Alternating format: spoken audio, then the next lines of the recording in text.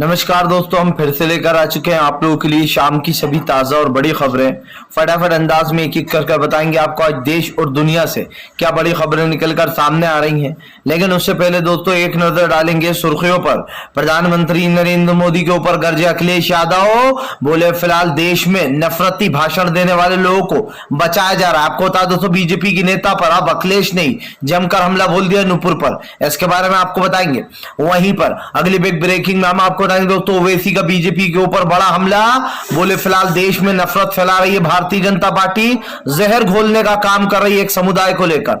वहीं पर अगली बड़ी खबर में हम आपको बताएंगे दोस्तों कानपुर में फिर से एक बार दोस्तों मुसलमानों को बनाया गया निशाना। पत्थर आप समझिए दोस्तों, वहां से शुरू होता इस तरफ से, लेकिन गिरफ्तार किनको किया जा रहा है? मुसलमानों को। दरअसल आपको बता दें जुमे के दिन कल जिस तरीके से बवाल मचा है कानपुर में, अब उसको लेकर एक पक्ष की तरफ कार्रवाई हो रही है, इसके बारे में भी आपको बताएंगे। वहीं पर अगली बिग ब्रेकिंग में हम आपको बताएंगे दोस्तों सोशल मीडिया पर एक वीडियो वायरल जिसमें बकायदा पुलिस वालों के सामने, जी हाँ, पत्थरबाजी हो रही है। आप समझिए जो हिंदू पक्ष की सेना के लोग हैं वो बकायदा पत्थर मार रहे हैं, पुलिस चुपचाप खड़ी देख रही है, इसके बारे में भी आपको बताएंगे। वहीं पर दोस्तों अल्ट न्यूज के मोहम्मद जुबैर के ऊपर एफआईआर दर्ज। दरअसल आपको बता दें जितने भी साधु संत थे, चाहे वो अपने आप को जो साधु संत कह रहे हैं, उन्होंने मुनिदास या फिर दोस्तों यति नरसिंहानंद, इनके बारे में मोहम्मद जुबैर ने लिखा था नफरती चिंटुओं के बारे में, बताएंगे क्या कुछ लिखा था, उस पर एफआईआर हो गई है। वहीं पर अगली बड़ी खबर में हम आपको बताएंगे दोस्तों, जी दरअसल आपको बता दें कांग्रेस ने साधा बीजेपी के ऊपर निशाना, बोले फिलहाल देश में लगातार हिंसा और झड़प की केस बढ़ते चले जा रहे हैं, लेकिन भारतीय जनता पार्टी चुप, इसके बारे में आपको बताएंगे। वहीं पर दोस्तों अगली बिग ब्रेकिंग में हम आपको बताएंगे दोस्तों अरविंद केजरीवाल का बड़ा ऐलान, बोले फिलहाल भारतीय जनता पार्टी कितना ही डरा ले, एक एक कार्यकर्ता आवाज उठाता रहेगा। वहीं पर अगली बड़ी खबर में हम आपको बताएंगे दोस्तों, जी दरअसल आपको बता दें बीजेपी को लगेगा बड़ा झटका। दरअसल दोस्तों आपको बता दें अब सोनिया गांधी और राहुल गांधी का, जी हिमाचल प्रदेश और गुजरात में प्लान ऑन हो चुका है, इसके बारे में भी आपको बताएंगे। तो सारी खबरें फटाफट अंदाज में एक एक कर फिलहाल खैर चलिए बढ़ते हैं सबसे पहली और सबसे बड़ी खबर की ओर। दरअसल दोस्तों आपको बता दें असदुद्दीन ओवैसी का बीजेपी के ऊपर बड़ा हमला, बोले फिलहाल देश में नफरत फैला रही है भारतीय जनता पार्टी, भारत के दो टुकड़े करने पर तुली। आपको बता दें दोस्तों गुस्ताख है, जी रसूल, आपको बता दें दोस्तों नबी साहब पर गलत टिप्पणी करने के चक्कर में जो यहाँ पर नुपुर शर्मा बुरी फंस गई है।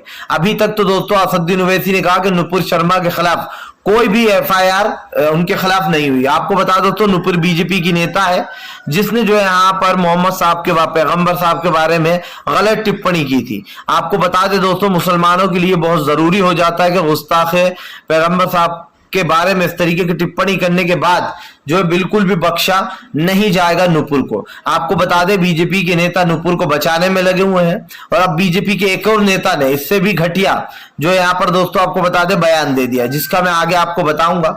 लेकिन उससे पहले मैं आपको बता दूं दोस्तों कि नुपुर के ऊपर अब तक कोई कार्रवाई नहीं हुई है, ना ही नुपुर शर्मा को गिरफ्तार किया गया है। आपको बता दें एक लाइव डिबेट न्यूज 24 की लाइव डिबेट के दौरान जो यहाँ पर नुपुर शर्मा ने काफी कुछ कहा था, और उस वक्त दोस्तों आपको बता दें उन्होंने नबी के बारे में बहुत ही गलत बात कही थी, जिसके बाद मुस्लिम समुदाय गुस्सा था। कल मुस्लिम समुदाय ने जो यहाँ पर एक वो निकाला मार्च पैदल, और यही कारण था दोस्तों जुमे की नमाज के बाद नुपुर शर्मा के खिलाफ ही प्रदर्शन किया जा रहा था, लेकिन कुछ लोगों ने आकर दोस्तों पत्थरबाजी शुरू कर दी। आपको बता दें हालांकि दोनों तरफ से पत्थरबाजी हुई, लेकिन पहले पत्थरबाजी हिंदू संगठन द्वारा की गई दोस्तों, जो कि जानबूझकर मुसलमानों को टारगेट करने के लिए आए थे, पत्थरबाजी करने आए थे। अब दोस्तों सोशल मीडिया पर भी इसकी कई चर्चा, और ओवैसी ने कहा कि अगर देश में इस तरीके की घटनाएं होती रही, अगर किसी के धर्म पर गलत टिप्पणियां की गई तो देश में ऐसा ही माहौल बनेगा, इसको हमें रोकना चाहिए। फिलहाल चलिए बढ़ते हैं एक और ब्रेकिंग की तरफ। बता दोस्तों कानपुर की घटना के बाद योगी सरकार जी हुई अलर्ट। जी हाँ, दरअसल दोस्तों आपको बता दें अब योगी आदित्यनाथ जो है वो आपको बता दें गैंगस्टर एक्ट के तहत जो यहाँ पर कार्रवाई कर रहे हैं पत्थरबाजों के खिलाफ। आपको बता दो चलो दोस्तों गैंगस्टर एक्ट यानी कि घरों पर बुलडोजर भी चलेगा, और जो है यहाँ पर लोगों से वसूली भी की जाएगी। आपको बताता चलूं दोस्तों योगी आदित्यनाथ की पुलिस ने कार्रवाई तो शुरू कर दी लेकिन दोस्तों आपको बता दें उन लोगों को गिरफ्तार किया जा रहा है जो बाकायदा मुस्लिम समुदाय के। आपको बताता चलूं दोस्तों जाकिर त्यागी हैं, उन्होंने एक पोस्ट लिखा, उस पोस्ट में उन्होंने लिखा कि कानपुर की घटना होने के बाद आप समझिए, नूपुर को बचाने के बाद बीजेपी के नेताओं के भड़काऊ भाषण के बाद अब सिर्फ मुसलमानों के ऊपर कार्रवाई हो रही है। दरअसल दोस्तों कल पत्थरबाजी हुई और वो पत्थरबाजी दोस्तों किसने शुरू की, ये सबने देखा। मुस्लिम समुदाय ने पत्थरबाजी शुरू नहीं की, वो शांतिपूर्ण ढंग से अपना पैदल मार्च निकाल रहे थे हुजूर के खिलाफ जो गलत टिप्पणी की गई। लेकिन दोस्तों आपको बताता चलूं दोस्तों, इस गलत टिप्पणी के बाद जो पत्थरबाजी शुरू हुई वो हिंदू संगठन ने पत्थरबाजी शुरू कर दी। आप तो जानते ही हैं कि हमारे हिंदू और हमारे मुस्लिम भाइयों को लड़ाने के लिए बीजेपी के जो हिंदू संगठन पाल रखे हैं, चाहे वह आरएसएस हो, विश्व हिंदू परिषद हो या फिर बजरंग दल के लोग हो दोस्तों, ये जानबूझकर उपद्रव मचाते हैं और फंसाते किनको दोस्तों, मुस्लिम समुदाय के लोगों को। देखिए मध्य प्रदेश के खरगोन में भी यही हुआ, दूसरी जगहों पर भी यही हुआ दोस्तों के जहांगीरपुरी में भी मुसलमानों के ऊपर केस दर्ज हुए।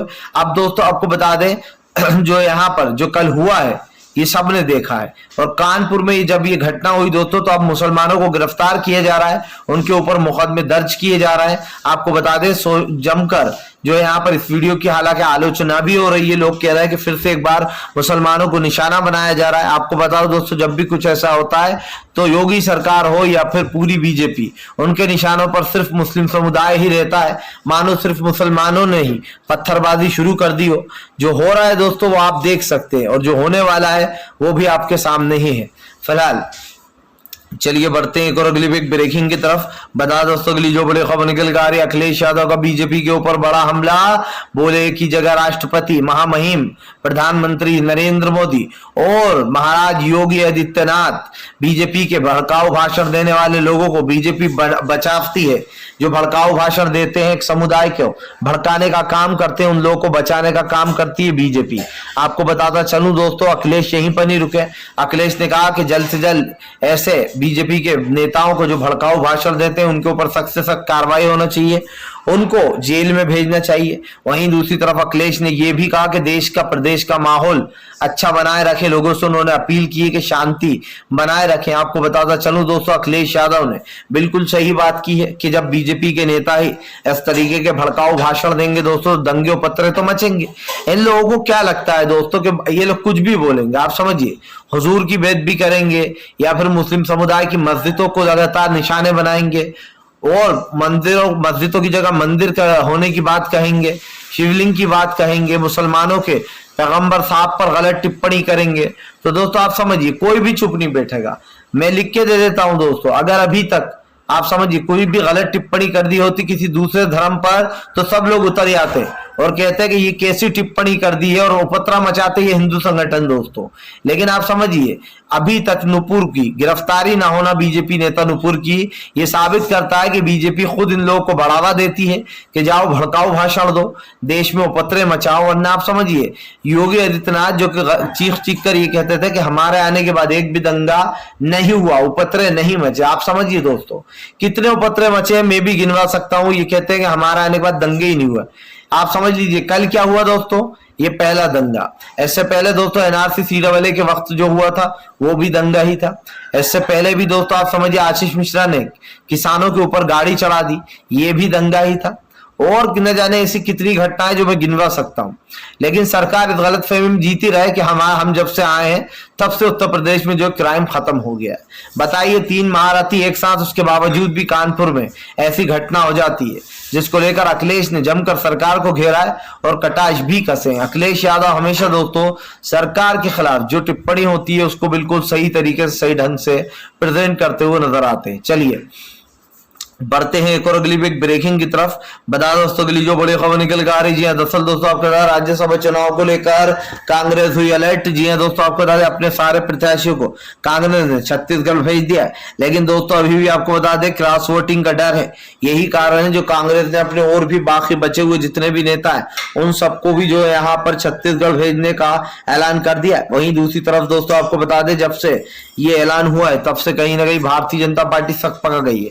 दरअसल दोस्तों आपको रामनाथ कोविंद का जो कार्यकाल है राष्ट्रपति का वो खत्म हो चुका है। अब ऐसे में दोस्तों बीजेपी हरगिज नहीं चाहेगी कि राष्ट्रपति जो है दोस्तों वो उनका मन मुताबिक ना चुना जाए। आपको बता दोस्तों राष्ट्रपति को बीजेपी चाहती है कि उनका जो जिसको वो पसंद करे वही राष्ट्रपति चुना जाए। लेकिन दोस्तों आपको बता दें विपक्ष पूरी कोशिश कर रहा है कि बीजेपी को ये मौका ना मिल पाए कि वो अपना पसंदीदा राष्ट्रपति चुन पाए, क्योंकि जाहिर सी बात है दोस्तों जब बीजेपी अपना पसंदीदा राष्ट्रपति चुनती है तो ये आप भी जानते हैं कि राष्ट्रपति जो है वो कहीं ना कहीं उसी के हक में फैसले लेता है जिसका वो राष्ट्रपति होता है। हमने देखा कि राष्ट्रपति सिर्फ नाम के थे, वो कभी भी कुछ बोला ही नहीं करते थे दोस्तों। एनआरसी सीएए के लिए लोगों ने उनसे गुहार लगाई, वो चुप रहे।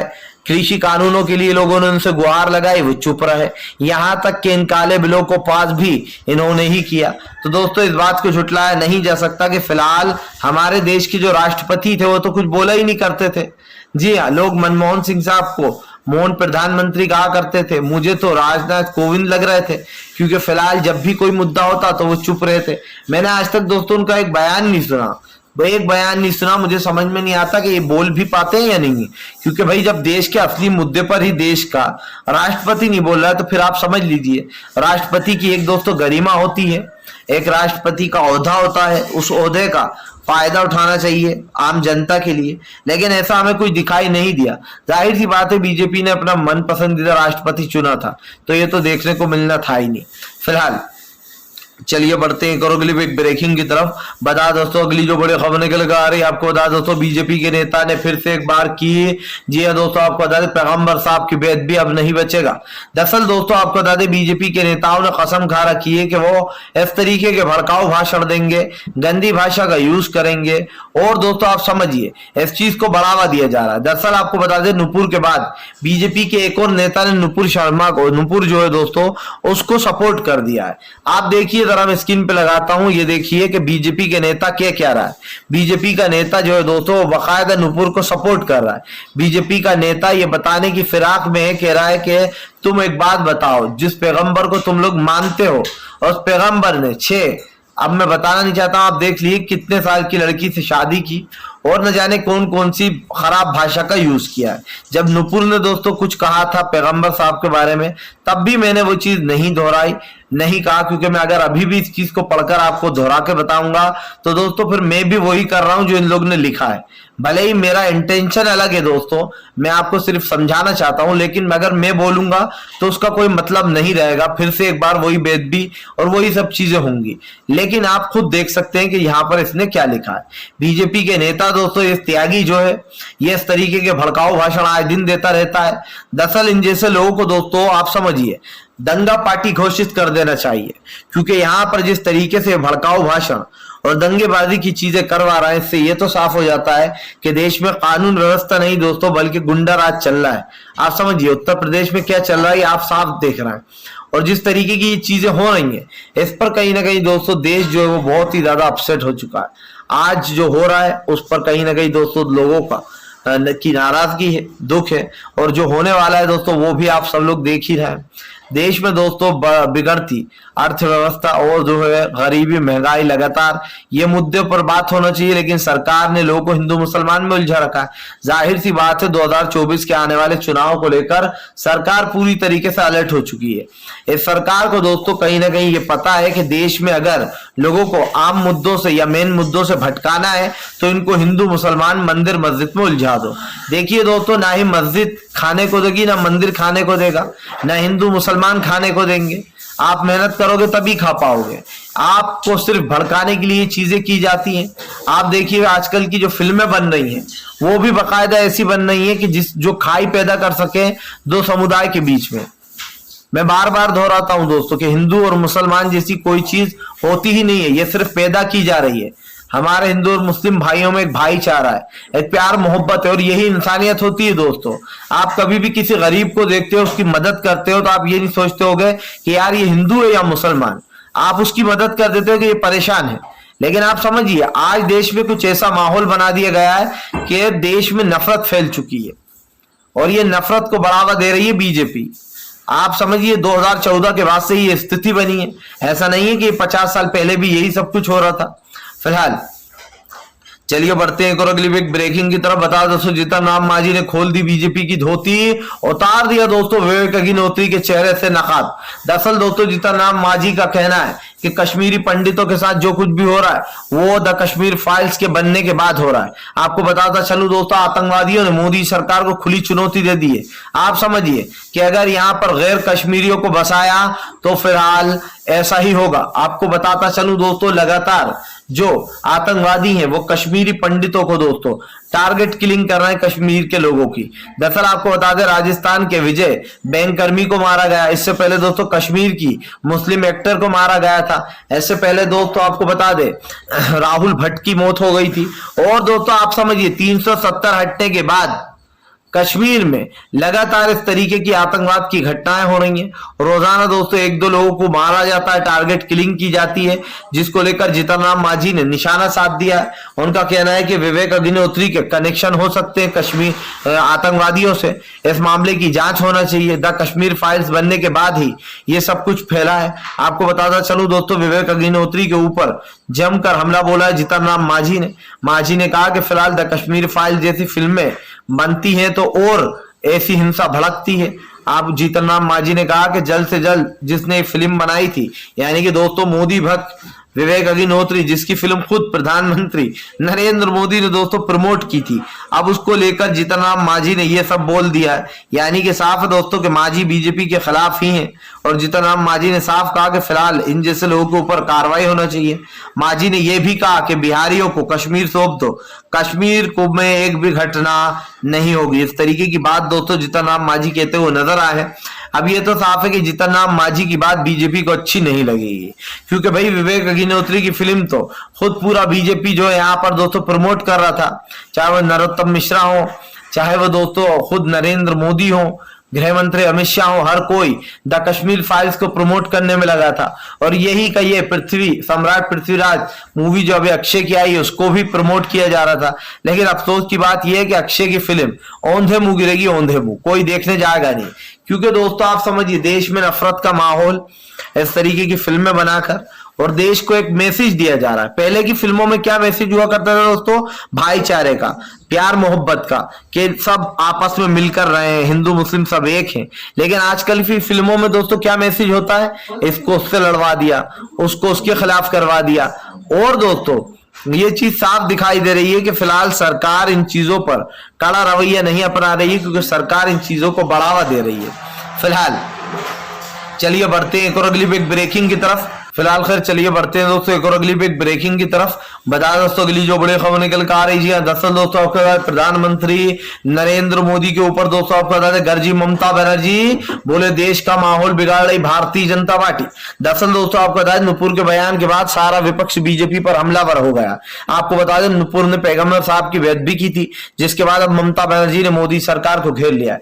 दीदी का कहना है कि देश में लगातार हिंसा की खबरें बढ़ती चली जा रही हैं और सरकार चुप है। आपको बता दें ममता बनर्जी ने कहा कि आज जरूरत है कि देश में भाईचारा और एकता को बढ़ाकर रखा जाए। यही पर दोस्तों आपको बता दें जिस तरीके से बीजेपी लगातार इस तरीके के भड़काऊ भाषणों को बढ़ावा दे रही है, और दोस्तों ये सब कुछ जो हो रहा है यहाँ पर हम बखूब देख रहे हैं। प्रधानमंत्री नरेंद्र मोदी ने दोस्तों जो किया है, आप समझिए देश वो भूलेगा नहीं। मैं लिख के दे सकता हूं दोस्तों, जिस दिन इस देश का प्रधानमंत्री बदलेगा उसके बाद इसी प्रधानमंत्री को यही मीडिया कोसेगी। और आप देखना बार बार प्रधानमंत्री के कार्यकाल पर सवाल उठा करेंगे, यही मीडिया कहा करेगी कि नरेंद्र मोदी के आने के बाद हिंसा बढ़ गई थी, हिंसा की खबरें बढ़ गई थी, और इस चीज को बाकायदा चलाया जाया करेगा। और लिख के ले लीजिए, सबसे वर्स्ट सबसे डिजास्टर प्रधानमंत्री अगर कोई दोस्तों साबित होगा तो वो हमारे देश के नरेंद्र मोदी ही होंगे। मनमोहन सिंह साहब का वो बयान मुझे अब याद आता है, 2013-12 में कहा था उन्होंने कि फिलहाल अगर नरेंद्र मोदी देश के प्रधानमंत्री बने तो देश के सबसे डिजास्टर प्रधानमंत्री वो साबित होंगे और देश में गरीबी और इस तरीके की चीजें बढ़ जाएंगी। और वही हुआ दोस्तों, जो कि मनमोहन सिंह साहब ने टिप्पणी की थी, भविष्यवाणी की थी कि अगर जो यहाँ पर प्रधानमंत्री नरेंद्र मोदी देश के प्रधानमंत्री बने तो सब कुछ बर्बाद हो जाएगा, और वही हुआ। आप देख लीजिए विकास के नाम पर जो ढोंग किया जा रहा है, जो नाटक किया जा रहा है, वो जनता देख रही है और आगे भी यही चलने वाला है। अगर आप लोग अच्छे की उम्मीद करके बैठे हुए हैं तो इन चीजों को भूल जाइए। वीडियो अच्छा लगे लाइक करिए और चैनल को